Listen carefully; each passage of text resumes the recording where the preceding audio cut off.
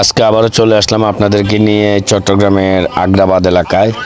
এখানে কিন্তু মূলত এই যে বিল্ডিংগুলো দেখতেছেন অনেক বড় বড় কিন্তু বিল্ডিং, এক একটা মনে করেন যে 15 তলা, 18 তলা, 20 তলা এরকম কিন্তু এখানে বিল্ডিং।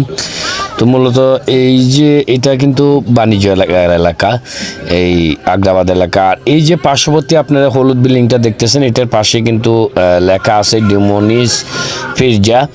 এটা হচ্ছে যে মূলত যে আগ্রাবাদ হোটেল, এটা হচ্ছে যে সেই আগ্রাবাদ হোটেল। তো আপনাদেরকে আসলে আজকে একটা জিনিস দেখানোর জন্য নিয়ে আসলাম। এখানে কিন্তু বাংলাদেশের যে খেলোয়াড়রা আছেন বা বিদেশ থেকে যারা খেলোয়াড়রা আসেন এখানে এসে চট্টগ্রামে যে খেলাধুলা করেন, তারাই মূলত এই যে আগ্রাবাদ হোটেলে কিন্তু থেকে থাকেন। এটা খুবই নাম করা আগ্রাবাদ হোটেল।